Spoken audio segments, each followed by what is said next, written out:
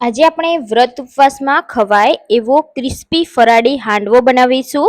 આ હાંડવો એટલો ક્રિસ્પી બને છે કે જો ઉપવાસમાં મળી જાય તો ખાવાની મજા જ આવી જાય છે અને બનાવવામાં તો એકદમ ઈઝી છે, તમે ઇન્સ્ટન્ટ બનાવી શકો છો। તો ચાલો જોઈ લઈએ। તો ફરાળી હાંડવો બનાવવા માટે મેં અહીંયા અડધા કપ જેટલો સાબુદાણા અને અડધા કપ જેટલા મોરૈયો લીધો છે। બંનેને આપણે મિક્સર જારમાં પીસી લેવાનું છે, એકદમ પાવડર નથી કરવાનો, આ રીતે દરદરું પીસવાનું છે।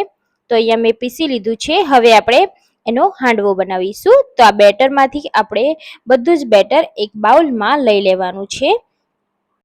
સાથે આપણે હાંડવાનું બેટર બનાવવા માટે મેં અહીંયા ખાટું દહીં હોય એવું લીધું છે।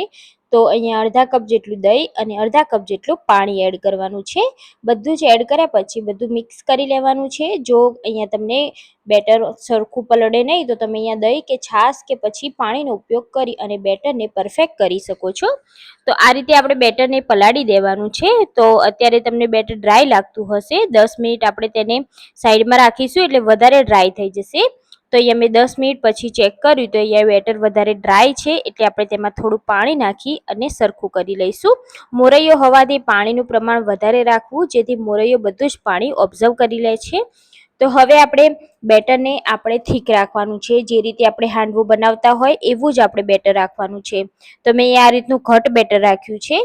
તો હવે આપણું બેટર રેડી છે। હવે આપણે એમાં મસાલા કરીશું।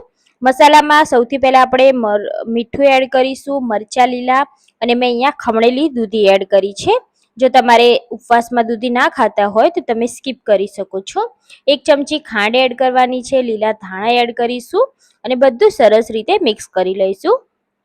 દૂધી એડ કરવાથી દૂધીમાંથી પાણી છૂટશે જેથી બેટર આપણું હજી પણ ઢીલું થઈ જશે, એટલે હવે આપણે બિલકુલ પાણી એડ નથી કરવાનું। તો હાંડવા માટે આપણે બેટર બનાવી દીધું છે। બેટર આ રીતનું થીક રાખવાનું છે।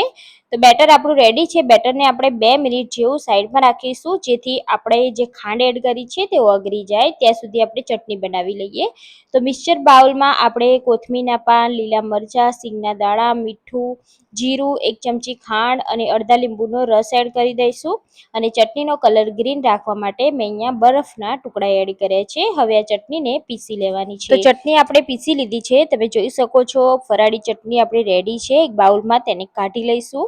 તો બેટર આપણું રેડી છે, એમાં આપણે 1 ચમચી ઈનો એડ કરવાનું છે અને ઈનોને આ રીતે હલાવી દેવાનું છે જેથી ઈનો એક્ટિવ થઈ જશે અને ઈનો એક્ટિવ થતાં જ આપણું બેટરનું ટેક્સચર એકદમ ફૂલેલું થઈ જશે, આ રીતે તમે જોઈ શકો છો। તો હવે આપણે એમાંથી હાંડવો બનાવવાનું શરૂ કરીશું। તો આ રીતે આપણે એક નોનસ્ટિક પેન લઈ લેવાની છે, એમાં તેલ લગાવી અને ગ્રીસ કરી લેવાનું છે અને એમાં આપણે રાઈ તો એડ નથી કરતા પણ જીરુંનો વઘાર કરીશું, જીરું અને તલ। તો 1 ચમચી જીરું અને 1 ચમચી તલ એડ કરી આપણે હાંડવાનો વઘાર કરવાનો છે। મીઠા લીમડાના પાન એડ કરી દઈશું અને આપણે જે બેટર બનાવ્યું છે તેમાંથી આપણે 2 કે 3 ચમચા જેટલું બેટર આપણે એડ કરી અને પતલો રોટલો બને એ રીતે આપણે તેને પાથરી દેવાનું છે। વધારે જાડો નથી બનાવવાનો, એકદમ પતલો બનાવીશું જેથી એકદમ સરસ એવો ચડી પણ જશે અને ક્રિસ્પી પણ બનશે। એટલે આ રીતે આપણે રોટલો પાથરી દીધો છે, તમે જોઈ શકો છો એકદમ સરખા લેયરમાં આપણે તેને સેટ કરી લેવાનું છે અને ગેસની ફ્લેમ આપણે મીડિયમ ટુ હાઈ રાખવાની છે। તો હવે ઉપરથી થોડા તલ એડ કરી ઢાંકણ ઢાંકી થવા દેવાનું છે। તો હાંડવાને આપણે 5-1 મિનિટ જેવું સ્લો ગેસ પર થવા દઈશું એટલે ઉપરથી આ રીતે ડ્રાય થઈ જશે અને નીચેથી સરસ મજાનો ક્રિસ્પી થઈ જશે। એટલે આપણે કિનારીથી આ રીતે એને ફેરવી લેવાનો છે અને તેની સાઈડ ચેન્જ કરી લેવાની છે।